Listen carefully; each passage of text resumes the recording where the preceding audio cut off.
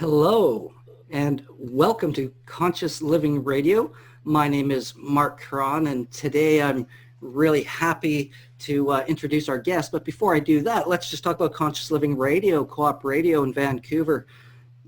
Lockdown still happening, the studio's still closed, so we are here live on Facebook doing a pre-record as always. We're going to be airing Wednesday, 6 p.m., every Wednesday at 6 p.m., and has been for 12 years. On CFRO Co-op Radio in Vancouver, 100.5 FM. And today I'm really excited for my guest. And our topic is really reconnection lessons from the lockdown. And today I get to speak with intimacy expert Allana Pratt. She's a go-to authority for those who have suffered heartbreak and are ready to live unapologetically and attract an open-hearted, ideal relationship. She's a certified coach with nearly 5 million viewers on YouTube, and I did take a look. She's got a lot of views, a lot of subscribers, and her videos are awesome, so go check those out. And she offers private, group, and online coaching programs for singles, couples, and her clients to really develop a healthy, intimate relationship with themselves first, which naturally attracts and enhances their ideal partnership. And I'm sure we'll talk about that because I have a few questions about myself. Now, this Ivy League grad, she's the author of 6 books and hosts the edgy podcast, Intimate Conversations. She's been chosen as an icon of influence and is a columnist for the Good Men Project and has been featured in Huffington Post, People Magazine, Forbes, CBS, ABC, TLC, and Fox, not to mention the Jenny McCarthy Show. And her new book that's out, I think, recently, we'll find out more about that, is called Finding the One is BS. Sometimes people think that's BS. I always say it's belief systems too. But Finding the One is BS. Becoming the One is brilliant and beautiful. Welcome, Allana. I'm excited to have some time with you as we have this great conscious conversation about relationships, what's going on in the lockdown, what's happening in the world today. So welcome to our program. Oh, Marc, you are delightful. Your energy is just so intoxicating. I'm so grateful. Some of the times, I almost have to carry the interview. Like the other interviewers are not as alive, curious, conscious. So it is a total blessing to be here. And I've already heard in our pre-show little chit chat that we have, similar friends and teachers, the amazing Suzanne and Satyan Raja. Warrior beautiful, Sage. Yeah, warrior friends, beautiful beautiful teachers that I've had for years and years. So that the whole universe conspired to bring us together right now. I am so grateful, and I am so sorry. I just need to turn off my phone. No problem. But it's true. The universe always works in interesting ways. And this is something I learned in my journey and the work that I do is, it's trust it'll all work out. Yeah. You're exactly where you are supposed to be. This is exactly what's meant to happen in the divine plan that some people say they think they know. I don't know if ever that they do, but there's a divine plan, and to have faith and trust in that. And when you can let go of that, worry disappears, anxiety, stress, all of a sudden it doesn't mean you don't get, pissed off or angry or frustrated in life. We're human, so we're going to have a range of, states that we're in.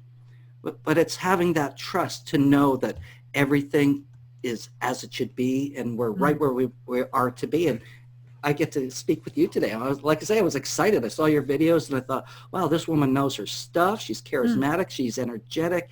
And in reading, a good part of your book, I felt that, especially in your story, which I'm going to ask you to share with our viewers and listeners, very relatable. Like, you when you were speaking, even though you're a woman, you were speaking to me as a man, I could completely understand, and in my journey, it just made sense. So maybe you can tell us a little bit about your story. I know you grew up close to here in Vancouver. Maybe you can just tell us a little bit about yourself, and we'll see where it takes us. Yeah, thank you, Marc. So I was born in New Westminster in Vancouver. Grew not up far from here. Yeah, and grew up in Kamloops, BC. And when I was about 19 years old, I had gone to college. It was Caribou College at the time. And I wasn't really thrilled with it. And I didn't want to take over Dad's pharmacy. And I didn't want to be a teacher like my mom. And so I had been a dancer since I was 5 years old. Ballet, jazz, tap, all that stuff, right? And I had the idea, I'm going to move to Los Angeles and I'm going to become a dancer. And I'll figure the rest out after that. So Uncle Phil drove a big 18-wheeler semi.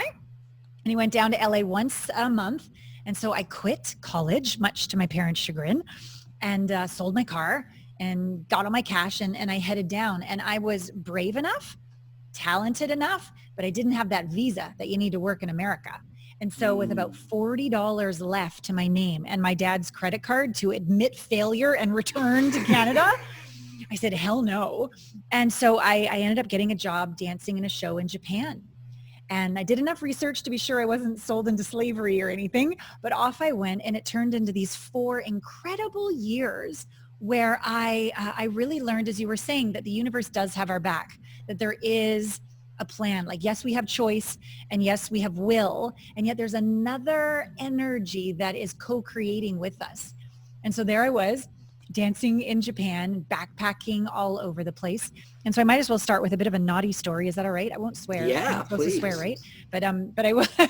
So here I was, this professional dancer, and the very first show we had to wear a G-string, like fishnets and G-strings. And I'm like, oh my, I'm going to get struck by lightning. You know, this is so wrong and naughty. But it was fun. And the very first girls taught me that my body is beautiful. My sexuality is healthy. There's nothing to be ashamed of. And so then when we moved to Tokyo, the next job that I got at the beautiful Four Seasons Hotel, very, very classy, Mark, when I got dressed for the very first night, like the choreography was hot. The girls, they were from Australia, France, all these other places. There were no tops to the costumes, Mark. Yeah. And I'm like, oh dear, no one's in the audience that I know. I could go home. But, you know, I'm a good little Canadian girl, so we always do what we say we're going to do. And so out I went on the stage, and I swear I just felt like a whore, like a prostitute, like a piece of meat. And the gentleman, it was like a lunchtime luncheon show at the Four Seasons. And the way the gentleman looked at me, a lot of them, made me feel so slimy and dirty. And I finished the show, and I rode my little ding-ding bicycle all the way home to my little place. And I just sobbed. Like, what had I done? What have I done? But, you know, I kept my word, and I went back the next day, because what I did notice, Mark, is on the other side of the stage, where all the other dancers were, the men on their side of the stage were different than the men on my side of the stage. They were like sitting up, they were bowing, they were quite like reverential and honoring. And I thought, okay, what's up here? And I didn't know it at the time, but you know that ancient Tibetan practice, Tonglen, where, I don't know if I'm saying it quite right, but where the monks breathe in the pain and suffering of the world, and they exhale out compassion, love, kindness, right? It's like a very ancient practice. That's what these women on the other side of the stage were doing. They were breathing in perhaps a lower vibrational judgment of a body as a thing, and something was happening inside of them, and they were exhaling out, and then everybody would like sit up nice and tall and bow. And so I thought, okay, well, I'm still too embarrassed to admit that I'm the only one that's never danced in a topless show before, so I've still got to try to look good, be cool. But inside, day 2, I breathed in this low vibrational energy, and I just decided to affirm, I am a goddess. This is a divine temple. Thank you for noticing. And I exhaled it out of my eyelashes and out of my fingers. And all of a sudden, everyone on my side of the stage sat up and started bowing. And I'm like, OMG. My thoughts, my energy, my point of view, I'm actually creating my life. I am transforming men's attention.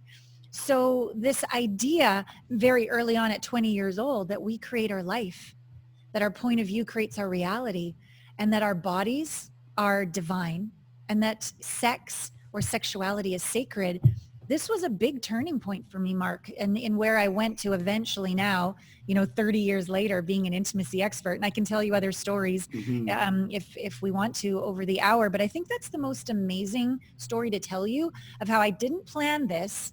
This is what the universe gave me. I was still at choice if I chose to react or respond. And I'm so very grateful to get that beautiful lesson so early in life. Well, I like just what you said at the end there, the choice, because I always talk about conscious choice. Yeah. The choice to react or to respond. Yeah. And your choice to respond and what you got out of that and what you saw, I can only imagine what kind of a transformational experience for you that was, especially considering the cultures are so different. Yeah. From, say, North America, if you're dancing topless, that's a whole different story here than if you're in China, where there's a sacredness, or not China, sorry, in Japan, there's Yeah. more of a sacredness into what you're doing. Mm. And when we look at relationships and really intimate relating, there's a history of sacred sexuality and ways of honoring the divine feminine that, in my experience, have kind of been lost in the Western world. Yeah. And, in reading your story from your book, it was an interesting experience when you came home, wasn't it? Oh, yeah. Well, the shame hit pretty fast. Mm-hmm. So I had met tall, dark, and handsome, multimillionaire, lovely man. Okay, so 1 second before you go further with tall, dark, and handsome. Yeah. So the shame hit fast when you were here, when you got back to North America. What was it like there while you were working in that field? Over in Japan? Yeah. It's curious because on the one hand, I was honored, paid very well, revered if I owned it. But if I didn't own it, if I didn't know I was a divine temple and a sacred being, there was still a low vibrational energy, like you had to invite it. I remember sitting on subways, not being able to understand why these comic books, a lot of businessmen in suits were reading. It was called Rape Man. And it was very disturbing. So there is an underground culture mm-hmm. that isn't necessarily healthy, probably anywhere on the planet. Yeah. And then there is the higher level culture where we are all invited into our glory and our sacredness, right? So it was both. Models were revered. English teachers were revered. I went into a subway one day where every picture was me. I went to like Shibuya Station where there's like millions of people that go through every day with those billboards where they sort of shift into 3 different mm-hmm. pictures, and it was all my face. Like I had a lot of success wow. when I lived there, but that doesn't necessarily mean respect. Gotcha. Success and respect is different. Like mm-hmm. how much did they really honor my soul, and how much did they just think my Caucasianness was cool? Mm-hmm. It was really, down again, what you said before, my choice to have a new conversation about my reverence, my sacredness, my body. And I had never been taught that growing up in Kamloops. And you weren't feeling shame there in Japan? No, I didn't. And in fact, right. even when I backpacked around Thailand or Bali or different places, there was more of a freedom to be topless on the beach. More, at least the backpacking communities that I found myself in had more of an honoring of our bodies and sexuality as I grew into my young womanhood. But definitely a smack when I got home to North America, to New York City, where with tall, dark, and handsome, where we left thank off. you. Yes. Yeah. So thank you for making sure we had that juxtaposition there. But yeah, when I got home, I noticed that a lot of the other gentlemen, when they discovered I was a quote unquote dancer, they would start to put their hand not in the small of my back with respect, more down on my butt, and tell me, they say, what kind of dancer? And it just felt awful. And it was too much. So many of them and only one of me, that I just crumbled. I started to doubt the beauty and joy that I'd had. I started to doubt, was this really a divine temple? And then all the other wives or girlfriends just said, shut the F up, sign the prenup. You're a lucky girl. Go for this. And I thought, no, but that's not who I am or what I'm made of or how I choose to roll. I'm such a heart-centered woman, but I was so insecure. Still hadn't done any of my real personal inner growth work. Still had daddy issues. Still was looking to be approved of, find approval in the other, find security in a man. A man is a plan, all that kind of stuff. So I'm sorry, but it was true. That was the level of consciousness I had. Hey, it's been rampant through our history as a society, right? Yeah. The Disney way of doing things, and the fairy tale, white picket fence, 3-car garage, whatever that might be. So. Yeah, I get it. Yeah. I just thought it was funny. Yeah, well, he was a nice man and all. And he did want to provide and protect me. And I thought I was the luckiest girl alive. But as I began to evolve, we were together for about 6 years. As I began to evolve more spiritually, that wasn't welcomed. That was a little weird. And so I began to hide in the closet, to meditate, really try to stay away from the other gentlemen that didn't treat me or touch me appropriately, didn't know how to be with the other wives, had a deeper, I mean, I was going to Columbia University at the time. I wasn't just going to go shopping, you know? So in the end, that relationship ended, especially when we moved to Los Angeles, and I found more conscious, my kind of conscious people, and places like Agape and, you know, Reverend Michael and all of this. And I'm like, okay, I'm not crazy after all. All right, there's more, or there's a lot more crazy people together here, one or the other, but like, I'm feeling better about this. And I had after work, you know, counseling and therapy, etc., decided to complete that relationship. Wow. Well, what a great story, because I know it took you down your path in terms of the work that you're doing now as a intimacy coach, relationship expert, and you talk about some pretty interesting and juicy things on your YouTube videos. Thank you. One thing I like about your YouTube videos, and I want our listeners and viewers to know, to go check her out on YouTube, Allana Pratt. They're short. You can grab some great nuggets of information, and quite frankly, I thought they were spot on. Of course, I didn't watch all like 937 of them I think you have up there. I know there is. But I certainly, you know, tuned into a few that I thought were interesting for me as a guy. But I love your approach and your playfulness. When you talk about being such a heart-centered woman, I really saw and felt that just coming through on your videos. So I just wanted to share that with you, that and any listener, anybody watching, go check them out, because there's a lot of great content there. Thank you. And I know that, today we're here, we're going to talk about whatever we end up talking about, but part of it was, the sign of the times, lockdown, and you were talking about reconnection, during the lockdown. And also, I had the opportunity to get started, and again, I was honest with you, I didn't get all the way through your book because we booked this on short notice. But I got through about half of it, and I just, I love the way that it connects, because you're talking about the one and the BS around that.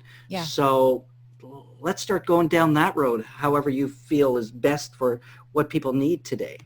Yeah, thank you. So my 6th book is called Finding the One is BS. And it's the full word, but that's fine. We won't say. I'm sorry. I swear a lot. That's the small town Kamloops girl in me, I guess. But it's okay. I understand. As do I. And Finding the One is brilliant and beautiful. And then there's a tiny little subtitle under that says, and ironically, the key to attracting your ideal match. And from that first story, you can tell that I had it backwards. I was, finding the one first, thinking then I would finally be enough. And I think that's very common with a lot of us. And another part of that or miswiring that really applies to going through COVID and lockdown, et cetera, is that there's this common complaint. Everything's so uncertain. And I'm like, when the hell wasn't it, people? Like, when did we actually have control? Like, never.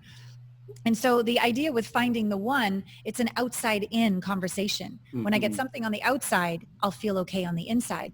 And same with COVID. When my external circumstances I can control, I'll be okay. But if I have to find safety and security and worth on the inside, most of us haven't really been wired properly or rewired so that we cultivate that relationship on the inside, so that in the face of anything, be it COVID or somebody just didn't text you back, like, that breadth of example, we don't lose our marbles. Yeah. We can stay centered. We can hear our intuition. We can stay connected to the best of our brain. We can keep our heart open. I had the blessing of leading a meditation for Heart Math down in Mexico at their annual conference before COVID hit. And just, wow, like the alignment of what I intuitively have learned and practiced for so many years being completely, scientifically proven to be true. So one of the lessons of COVID, a beautiful lesson, is to remind us we're not in control. Everything is inherently uncertain. We do have choice. We can be discerning and aware. And when we are finding and doing the work to heal whatever triggers or charge or past traumas or what have you, and we can, I call it little you, not that you really open up your heart and find a little stick person, but let's just imagine that in your heart there's a little you. And instead of seeking a person or a situation or a circumstance or money or anything on the outside to find that sense of, what if we learn to find that on the inside? And so COVID invites us in a very intense way with isolation, loneliness, or wanting to have your partner abducted by aliens, or wanting to sell your children, or whatever like challenge it brought for you, be you single or in a relationship. Well, and what I if think the safety's on the inside? Yeah. And one thing I want to interject on that, especially, with the lockdown, when people are all of a sudden they're not working, most people spend more time working than they do with their family and their loved ones and their kids. And Well now said. all of a sudden Yeah. we're forced Yeah. into Yeah. being together. There's only so much Netflix you can watch and, YouTube before you start going stir crazy, because again, it's putting it out there. You're looking for it outside. Yes. And I had a conversation with some good friends of mine a while back when this began is, if your relationship issues are starting to get trigger and pop, Yeah. they were there before. For sure, Mark. Right? Yeah. They didn't just show up because COVID showed up. Nope. Right? Yeah. But now the spotlight's on, more time together, proximity. Yeah, and that's the gift of it. We used to be able to operate with a little bit of Facebook over here, or a little bit of like buy my 17th pair of shoes over here. And, we used to be able to gloss over it. I call it sprinkles on top of the ice cream cone of crap. Like we used to be able to get away with it. And COVID has forced us to really look. And that's a beautiful gift, to feel what we haven't been willing to feel, face what we haven't been willing to face, integrate, because you can't get rid of fear. You can't get rid of annoyance. You can't get rid of overwhelm, but you can integrate it. You can process it. You can heal it into the lesson that it was meant to give you all along. This fortitude, this resilience, this surrender, this letting go, this connecting on the inside, finding that safety, security on the inside, a deeper spiritual connection to the divine. Literally, when we're in coherence in our heart, the best of our brain is there, a creativity, an abstract way of thinking that you've never actually tapped into before, or an intuition and instincts that you've never slowed down to feel and listen to before. And then even beyond that, the non-local field, the universe, the divine, the field, the cosmos, whatever word you enjoy, it's talking to us too. And so all of this is possible if, instead of reacting, blaming COVID and blaming your spouse or your kids or your loneliness, instead going like, lean in, sit in the fire, like bring it on. I'm here to burn and evolve into my best self and give my best self to the planet that needs us now more than ever. Yeah, absolutely. And, when you talk about, you brought up that word blame. And for me, it's always one of those things where when we start blaming other people, often we're not really, and I think probably always, you can correct me if I'm wrong, but we're not taking responsibility for our own self, for our own action, for our response versus our reaction. Totally. And the reaction is that unconscious trigger from whatever we had in the past. Yeah. Because there was something you said earlier too about, how did you put it? But it was about, it was really about conditioning and getting back to our core versus kind of, what we've been conditioned to be. Because we always have that piece inside of us as who we are as a spiritual being, right? Yes. And then there's that conditioning on top of all of it. Yes. And when we start blaming others, we're not taking responsibility for myself. And one thing I've always found is as soon as that happens and people start blaming you and you actually accept responsibility, you're right. It was actually me. It was totally me. I made that. I did it. All of a sudden it totally takes all that energy. It's gone because all of a sudden, he took responsibility. Yeah, beautifully said. And let me add one piece to that, because that's brilliant. So if somebody, quote unquote, blames you for something, and you can take a beat, breathe into your heart, feel your feet on the ground, like be here, and then really be curious. Maybe they're not 99% right, but maybe they're 1% right, or maybe a little more. And you can go, hey, you're right. I'm sorry. And then the next step would be like, how can I make up for the damage done? Like, it's not enough just to say, I'm sorry. It's a great start. But like, let's now lean in and grow and learn. And then that's when you can move through conflict and actually become more intimately connected. Because not only did you hear somebody, you took it to heart, you owned it, and you grew. That's going to elicit respect out of them, trust out of them, admiration out of them. And if you do that long enough, devotion out of them, when both parties can do this. So another great practice that I've learned from our teachers who are in common, Warrior Sage, is the dyad. And Yes. it's a very simple process, and I won't go into a long detail of it, but the core aspect of it is when you're talking back and forth, all you get to say is thank you. And thank you doesn't even need to mean I agree. It's just the practice of not blaming the other, not reflect or deflecting or justifying or checking out and I'm out of here. It's like, no, you got to sit there. And I encourage you to sit there with your heart open without rolling your eyes and really say thank you for that. Thank you for sharing. And when couples or friends or talking to your kids, it can be used anywhere. When you really feel heard by another, understood by another, something calms down inside. And we women don't keep talking and talking and talking because he heard on the first try. And it's like, oh, I don't have to do this ad nauseum. And then we don't have to say, we need to talk. Like, we don't need to do that anymore. We have these sacred dyads once a week or once a day if you're in crisis, where you really connect heart to heart and hear each other. OMG, it can change a relationship on a dime. Well, and hearing each other. Wow, what the first thing that popped into my head there is just being present. Yes. Like how many times, especially, busy work, busy life, we're all these high performers doing crazy things in our Western society these days. Yeah. And it gets to that point where, are you being present when your partner's talking to you? Are you hearing or are you listening? Right. Are you 3 steps ahead? Yeah. Somewhere else ready for the rebuttal? Or are you just going, yeah. Ignoring them and Yeah, I had a funny story years ago, one of my relationships. I was watching something or doing something and she was talking to me and it was about toothpaste and something. I can't remember exactly what it was. But she goes, you're not even listening. I go, yes, I am. And she says, what did you say? And I was able to repeat back what she said. However, I wasn't really listening, right? I was, because I was totally focused on something else. I was just repeating it, which is still not being present and not listening. But it's like, how many times do we go through our lives that way? Not just with our intimate partners, but our family or friends or coworkers or clients. Completely. Yeah. You bring up a great point. And we throw this term around, be present, but like, what does that really mean? And how do you really do that? Not like I'm the expert on it and I'm always an eternal student, but being present for me is scary. It's very scary because I don't have my rebuttal. I'm not going to run anywhere. I have no control. I have no idea what's going to happen. Everything's completely uncertain. And here I am. I'm present in that I have choice. I can respond. I can be discerning and I can be aware. I have my faculties.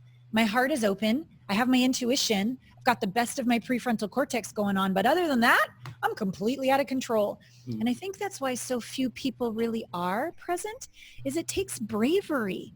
It takes bravery and humility to really be present and just listen for the sake of listening, just to understand, not to get anywhere or be right or be in control or dominate or any of that, but just be. It's just be. It takes a really, really brave human to be able to be that, which is really a gift, I think, to ourselves, because it says to our little you inside our heart, like I said before, hey, I got your back. I don't know what's going to happen. I know. But I gotcha. If we get rejected, I gotcha. If they like us, I gotcha. If we need to create a new solution and we fall down, we need to get up 10 more times. I gotcha. So it's an inner cultivation of confidence for no reason, presence for no reason. And it's an energy. People feel it. And then, of course, it's a massive gift to whoever you're talking to, because they don't feel your strategy and your agenda. They go, oh my God, it's so safe to be with you. Oh, it's just delightful to be with you. And it's a practice. You mentioned earlier the word practice as well, that I wanted to come back to, because even in what we do in a dyad or even being present, it's a practice of coming back to it. And, a yoga is a practice. When you practice, when you're dead, really, or when you stop, because it's always about mastering and making it better and better, right? And the first place to start is knowing you're not being present. Yeah. right? Yeah. And really tuning in. And like you said, it can be scary. It can be uncomfortable because we're too busy being busy up here. And it's something that you mentioned when I was watching your noble badass video, because I was watching for man strategies. You know, you talked about everything below the chin, right? For the men, you know, us men get in our head trying to say and do everything right. Yeah. And then we miss our heart. We're not in our body because we're in our head.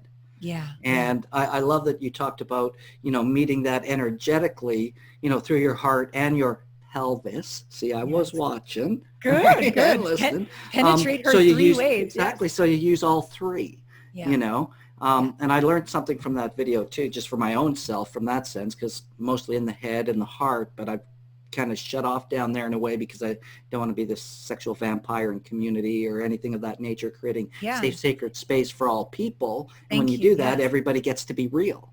Yeah. And then all of a sudden they get real. You see all the beauty, you know, I have a joke about being shallow Hal. You ever see the movie Shallow Hal? No, I know of it though. Yes. Okay, so it's a Tony Robbins, one of my favorite teachers, and for those who know me knows I'm in the community. But he hypnotizes Black Jack basically, or does whatever he does as they're stuck in an elevator, where he would see the inner beauty of all women. Because him and his friend, who was Jason Alexander from Seinfeld, they were womanizers and players. And so Tony set him up in a way that he would see the inner beauty of all women. So even if they weren't necessarily what we deem physically attractive, he'd see their inner goddess. Nice. Right? And so that's really how I have my jokes. I've been shallow Hal, you know, in the Tony world. You just start seeing everybody's inner beauty. Yeah. And, you know, it's about women not being prey, being able to self-express, being vulnerable, being authentic. And in everything we do is always about authentic self-expression with the events that we lead and getting down to being the best you can be and making a difference in the world. But I just think it's interesting that when you talk about that, you know, we get back to, you know, an authenticity and a realness. And just because that happens doesn't mean I have to have sex with you or make love to you. I can still love you and not be with you. You know? Yes. And it's part of something I learned in the tantric practice, where love with pleasure is medicine. And it doesn't have to last forever. It doesn't even have to be of a sexual nature. It doesn't have to be anything. It's just love, right? Which is really from the heart. Beautiful. I love what you're saying. One thing I want to go back on so I don't forget it, and then let's continue with this. You were saying that being like the presence, and sometimes we get scared and then we have to come back after not being present. One little piece there I just wanted to add is the quickest way for me anyways, and people that I've learned from to come back to presence is when you discover you're not, don't judge that you weren't present. It's a subtle little step, but often when we're not present, we go, oh, darn, or oh, that was because of them, or oh, I did it again, and that takes even longer to come back to presence. If you could just have grace, gentleness, compassion, you can come back to presence a lot sooner. And that tends to be a lot easier said than done. You know, for those of us who are or were raised to be motivated by fear and domination and criticism and rejection, you mean I could be kind to myself and get a result? Like that doesn't compute for a lot of people. Like I need to push, I need to have willpower, I need to overcome, I need to triumph, I need to suffer. Maybe not. Maybe you could just choose to come back to presence. Well, and suffering, quite frankly, and the way I look at the world is in most cases for many of us is really a choice. Yeah. And that's a whole nother conversation. But what I wanted to say on top of what you said is when you're coming back to being present, when you notice you weren't present, you were actually being more present. Because you were aware that you weren't being present. So there is a level of presence there that is a conscious awareness, because that's how we create change. You can't change what you don't acknowledge. So all of a sudden you realize, oh, I lost that connection. I wasn't present with her or with him or with them.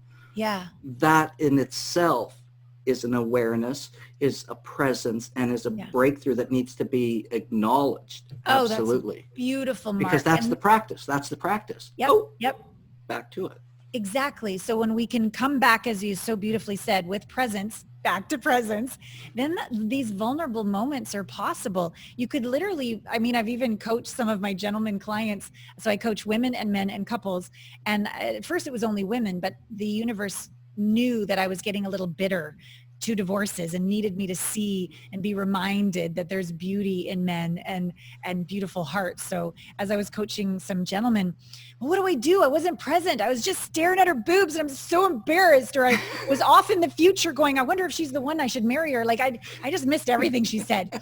And I said, okay, great. Well, this is where the strength of vulnerability comes in. A noble badass isn't just a badass, as you were saying, not just the pelvis or not just, the penetrating eyes, but it's like eyes, heart, pelvis all together, and probably 7 if I really wanted to go through all of the chakras as well, but we'll just do those 3. In that moment, vulnerability might sound like, hey, excuse me, you're so attractive and so lovely.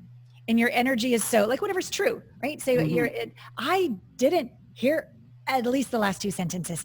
Could you please repeat yourself, please? Because I'm just enjoying myself so much. I'm sorry. And to a woman, that's endearing. We can tell when you're not listening. And then you pretend that you were. No. I think we can even respect you more, feel safer with you when you can own it without blame, without justification, without putting yourself down, just a little humor and right back on track again. They're like, dang. Yeah. And then it can even be flattering. It can even bring you closer.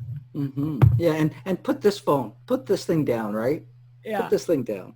Yeah, for sure. Because that'll interrupt your presence especially when you need to be present. There's a time for, that. And then there's a time to really be focused. In today's world, we have so many distractions because everybody and everything and every business is vying for our attention. It's vying for our customer loyalty, is vying for appreciation, significance, all of those things. Yeah. And that's why I think it's really important during this lockdown. Now, I'm here in Vancouver, British Columbia, and you are where?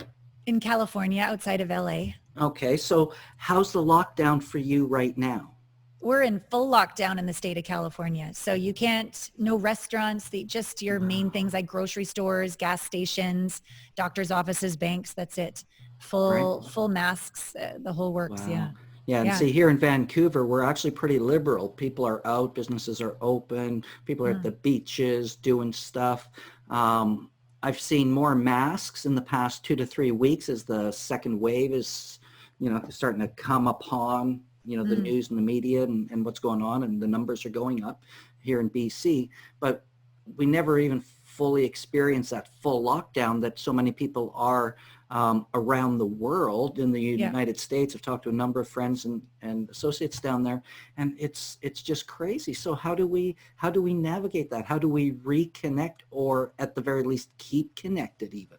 Yeah, it's such a great question, especially if you're single and you're like, how do I date? Do I meet them? Do I kiss them? Do we do 6 feet apart and go for a walk in the park? Or like, what do we JP do? Spears has a good video on that, of how the suit that you would need for that. It's quite hilarious, I'll just say. JP is delightful. I have had the pleasure of being on similar panels with him. He's hysterical. Okay. Yeah, I've met him a couple of times in the Tony world. So. Oh, really? Is he in that world too? So yeah, well, he was attending some events, and of course he had to do some videos about them. Oh, he's a character. He's brilliant man. Yeah. So like, how do we reconnect? And then let's say you're taking care of children. Or maybe you're taking care of your elderly parents. It's like another level of responsibility when you go out in the world, or not. These are all questions that we need to like personally address of what is your own truth. I don't think there's a right or a wrong here, but it needs to be in aligned with your truth. And again, how do we find our truth? Out of our head, breathe down into our heart to get an alignment, that unity that occurs when your heart and your mind do that harmony together, and your intuition is like right there. That's how you find your truth. Okay, so let me ask you this real quick, because we always love to give our listeners, a nugget and a gift and a tool. Okay. What's the quickest, easiest way to align your head and your heart? Is there a heart math exercise that we can do that brings that into play? I sort of mix HeartMate and my own shtick, and it went over well with the Heart Math people down in Cancun. So at the annual conference, so Heart Math teaches us to put our attention on our heart and to breathe through our heart and to slow down, lengthen our breath and our heart. And then they remind us that we can't think our way into harmony. We can only feel our way into harmony. So we feel appreciation for someone or something. And so I believe that in our practice of living in our heart, it's pretty easy to feel appreciation for the good stuff.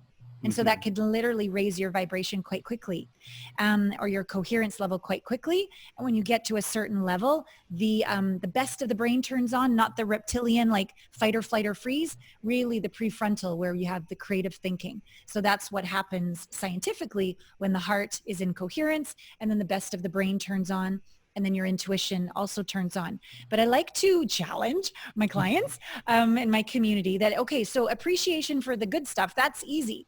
Well, last time I checked, there was a lot of other challenging stuff out there. So I don't like the spiritual bypass way of being like, oh, I'm so fine as long as I meditate all day until someone cuts me off in traffic and I become a lunatic. I'm like, okay, so how can we also have appreciation for the challenges?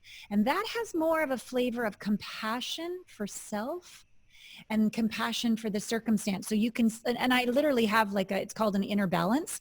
It hooks up to your ear and your app on your phone, and you can measure yourself. And so when I began to practice appreciation for the tough stuff, I didn't do so well until I really tapped into compassion. Oh, Allana, you're doing your best. Or, oh, so-and-so's doing their best. Empathy and compassion has a very similar vibration, measurably, as appreciation and gratitude, love and kindness. So if you're having a really crappy day, don't just throw away this practice. Start to feel compassion for yourself. See little you in your mind's eye. Go to them. Give them a hug. Kiss the top of their head, rock them a little bit, and whisper, hey, you're doing your best. You have every right to be scared right now. It's COVID, baby. It's a pandemic. Okay, you have every right to be scared. I got you. I got you. I've got your back. And you'll watch the number raise. So that's part 2 of a practice that we can all do. Appreciation for the easy stuff, compassion for the challenging stuff. Keeps our heart open in the face of anything. Part 3. So I'm a little competitive from time to time. I have a very strong masculine drive, and I think I have a very, what do we want to call, more receptive, allowing feminine side as well. But my masculine drive wanted the number to be higher on that damn inner balance thing from heart math. I'm like, I should be up here. And as I was behaving like this, I noticed how attached I was to the results, and how it was very important for me to be good at this, and all the significance I was playing around this. And as soon as I'm like, oh my God, let that go, girl, let that go. Swing, the number went way up. So part 3 of this exercise is to just let go of the importance of it all and just come back again to that present moment, which we have discussed takes bravery and humility and practice. And yet when you let go of the results, let go of the outcome, and just be here now, as quote unquote they all say, the number goes even higher, which allows for an even greater unity of heart and mind. Thank you for that. and again, it's a practice, right? You know, and I relate. I've done some of those tests too. It's like, oh, I really should be higher. Yeah. Really? I'm that low? How dare you? Right. It's very humbling. Very, very humbling. It was, I was speaking at a retreat in Madison, Virginia last year, pretty much this time. And Randy, I'm never sure how to, Wittenheimer, he's a guy at TV, he's an energy guy, and he's brilliant in so many ways. And he's reading energy, and he's giving all these people their scores. And, you know, I get mine and the same thing. He's like, okay, you know, it's like, hang on a second, and because then he's telling us what it all means, and I'm like, really? No. You know, and we're all of a sudden, all of us who are there who are getting this are competing against each other. And that's one thing I want to draw out, is just like, it's about owning where we're at. Yeah. Because if we don't know where we're at, how do we even know where we're going if we know where we want to go? Yeah, it's right? so true. It's like having that map. If I want to go down and visit you down where you are in California, and I'm here in Vancouver, and I don't even know where that is, and I look at a map, all I know is where you are. I don't know how the hell to get there because I don't know where I'm at. It's so true. It's so true. So that ability to have humility and be the eternal student as we become more masterful in our spiritual growth path is very important. Mm-hmm. And I never really, and I won't go into a long detail about it, but my second marriage was a very humbling experience for me in terms of a very long custody battle where I wanted to be right and I wanted to be the mother bear protectress of my child. And it was very much, I'm right, you're wrong. Don't push me away. Our child deserves his mother. I was all very righteous about a lot of things.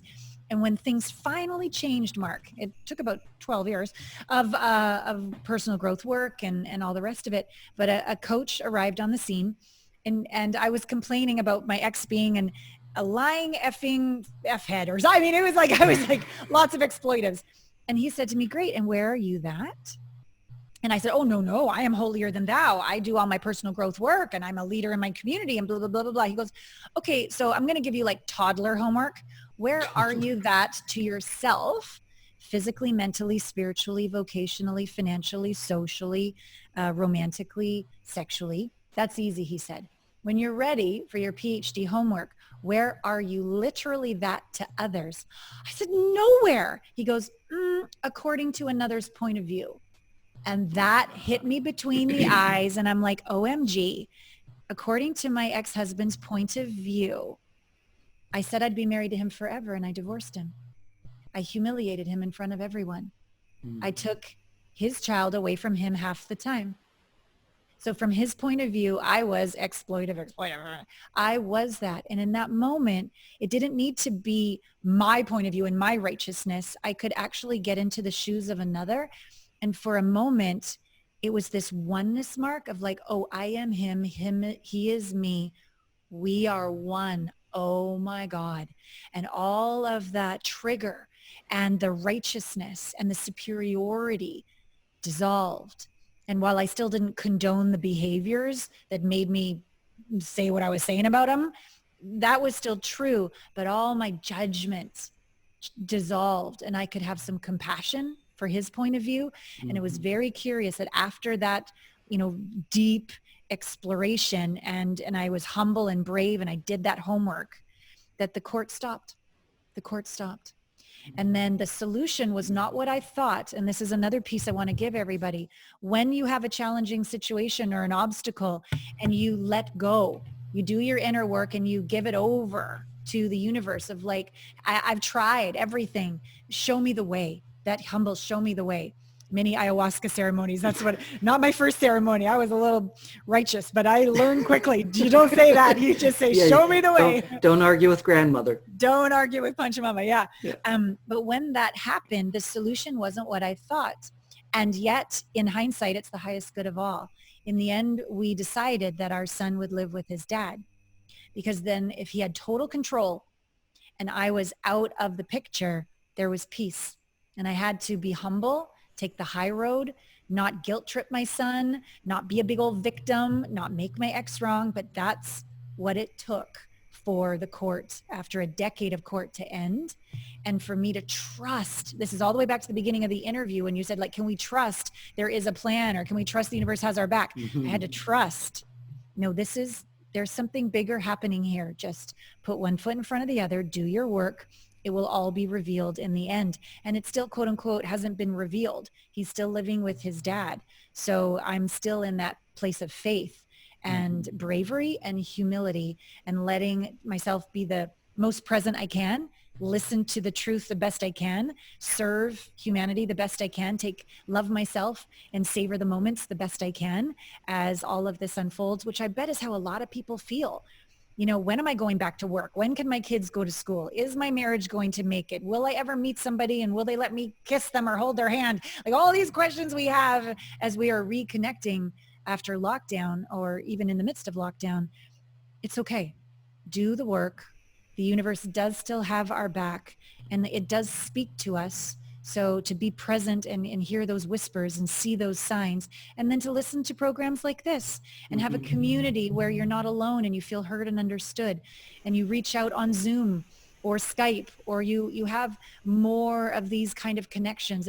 It's unfortunate it can't be in person as much as we'd like, but it doesn't stop us from from getting together and having Zoom parties. I'm having one with my staff on Sunday, actually. We're having a party, all my staff all around the world. We're getting together for a party. Nice. So don't let it stop you. Well, yeah. And I want to just let anybody who's watching, listening, don't underestimate the power of an online workshop or ceremony or True.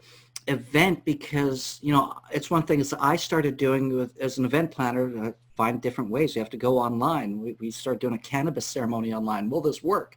Well, guess what? It did. Yeah. And then we got better and better, upgraded equipment. Now we're doing sound journeys and many different things. Oh, stunning. Because we want to keep things going. And it works. If you are engaged, if you are present and you're part of it, it works, because just the way we can transfer our wireless to our phones, to our computers, everything else, we can transmit to each other that energy through cyberspace, not necessarily through, there are cables and that wiring, but through the natural wireless network of the universe. Right. Yes. And I want to thank you for authentically sharing your stories, and you shared some pretty personal things that not everybody's going to share with the world. And I want to thank and acknowledge you for that authenticity and that vulnerability to share, the things that impacted you, where you learned, because so many people can relate. And when we talk again, back to this lockdown, this letting go, this, doing the work, what a great time to be doing it. The planet is quieter. There's less air pollution. Yes. Here in my neighborhood, it's quieter, it's cleaner, it's fresher. There's a peace that we are all feeling in a different way if you allow yourself to let go and tap into that. Yeah, yeah. Oh, that's really beautifully said. One of the greatest compliments Setyan ever made to me is my capacity for contact.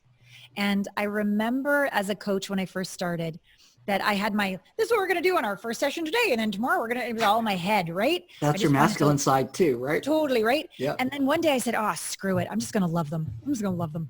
And then all of a sudden this energy went through the Skype or Zoom to them, and then even through them. And I'm like, oh my God, where does this end? It doesn't. So our ability to make contact with another isn't just to the outside of them. It's into their heart. It's through their life. And to let them into us, and to have that beautiful intimacy and swirling of possibilities and cocooning of energy, and let that contact be with Mother Earth. As you were saying, the peace, listen to what she has to say, go for a walk and talk to the trees, as crazy as that might sound. They'll talk back in my experience. I've seen more of it than I've ever seen. In terms of people connecting with trees and nature, and just there's a slowing downness that I think, on every coin has three sides, in my opinion. Tell me. Well, you have the good side, the bad side, and then the outside. It's got the heads, the tails, and there's a side around that edge of that coin. Yes. So you have the good, you have the bad, and then you have what's real, or what's, walking that middle path. Ooh, right? That's good. Yeah. And people say, well, it's one or the other. No, what's in the middle? What brings it all together? And that's where presence is. That's where the real gift is, because we're not locked into being right, being wrong, and all of these differences. And it's being able to see, because if you don't see that a coin has three sides, now we have a very binary world again, and division, and we need to be bringing everybody together now, because with social distancing, which should be physical distancing, because social is not you don't measure it with a measuring tape. You don't. Correct. It's 6 feet. There's a reason for all of that, in my belief, and it's, if NLP, and, there's language and linguistics, and how all keeps us not talking to each other. Yeah. And we need to be talking to each other and coming together, because united we stand, divided we fall. Yeah. Oh, that's so beautiful, Marc. So we have to come together more now than, whether you want to wear a mask, whatever you want to do, we have to respect that difference. Yeah. Right. Instead of dividing us even more. And that's the whole thing I see within this lockdown. We have to reconnect on so many different levels. You stand in a physical distancing line, and nobody's talking to each other, because they're physically distanced as well as 6 feet apart. Yeah. Right? Such a great point. I've never heard the three sides to the coin, but I have said if we could look at pain and see the benefits, and look at pleasure, and a little too much pleasure, you forget to pick up the kids and pay the taxes. Like there's a detriment to pleasure, but when we can see the balance in both, we really are present and can access that sense of grace. So it's another way of saying what you're saying with the three sides of the coin. Yeah. And then when you look at a heart, the shape of a heart, you know, through pleasure and through pain, seeing the benefits and disadvantages of both, and just being right here, right now, present, burning, rising like a phoenix out of the flame. Yeah, that's what we're being invited to do, I believe. So thank you for getting it and so beautifully articulating it. Well, thank you for your kind words coming from you. I'm going to tuck this one in the bank of references. Now, we only have a couple of minutes, but I just wanted to really, find out from you, if you had like one message for the world, or there was one thing that you just wanted to see happen, for all of us. What would that be, and how would we do it, if you can sum that up into a few sentences? Yeah, 2 minutes, like go the challenge. So this is how I set the trigger to have you come back. Oh, very good. Well, I would be delighted. So here's the statement: become the one to find the one.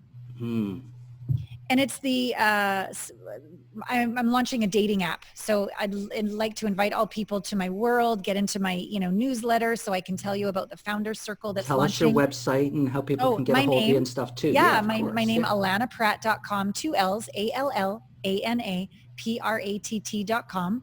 And we're launching the Founder Circle in a month. And this app is called Heartmates, like soulmates, but heartmates. And the tag is become the one to find the one. And initially it's like we started the interview off like, oh my God, I got to find them and then I'll be fine. So it's becoming the one to find the one. And the one is ourself. The one is our beloved. It's our ability to wake up the best in another. It's the oneness with the universe. It's the ability to be that, three sides of the coin you just spoke of, present and heart open in the face of anything. And it's a practice. We don't maybe becoming the one is even more of an accurate tag than become, because it is an active, practicing, humble, brave way of living in life. It's my humble daily practice. It's what I teach, and everything seems to turn out better in life when we make contact with self first, heart is open, and then we make contact with another as our best self. And whether that's your lover for 20 years, or you just met them on a dating app, whether it's your children, whether it's a colleague, or whether it's just standing before the grandeur of nature, right? Making contact with self and then saying, wow, thank you. Thank you for my life. Thank you for this beauty around me. So that's how I would like to complete our delicious conversation. Thank you. Nice. Well, I thank you for the work you do, and in reading your book and looking at your work, you struck me. I've been doing a lot of work for a long time, and I get the pleasure of speaking to a lot of people, but you really opened me up to a lot of different things I need to look at for my own self too. So I thank you for that. I love your sparkle in your eye, your joyfulness, your animation. It's been a great pleasure having you on. And Conscious Living Radio, we're going to air this next Wednesday. Coming up will be 6 p.m. on 100.5 FM CFRO Co-op Radio in Vancouver. And we're going to have all this information on our website, consciouslivingradio.org, where we'll have links to Allana's website, her YouTube channel, and everything. You can catch up to it on that. And Allana, I just want to thank you again so much for a really fun conversation. You opened up my heart just being that, and just having that playful, great, authentic, real conversation. So I thank you very much for that. And if you're open, I'd love to speak to you again about so many other things. Oh, it would be a delight. And thank you for being such an emanation of a noble badass, Mark. So thank you for having me. It's been my pleasure. Once again, Conscious Living Radio. We'll see you next week. Thank you.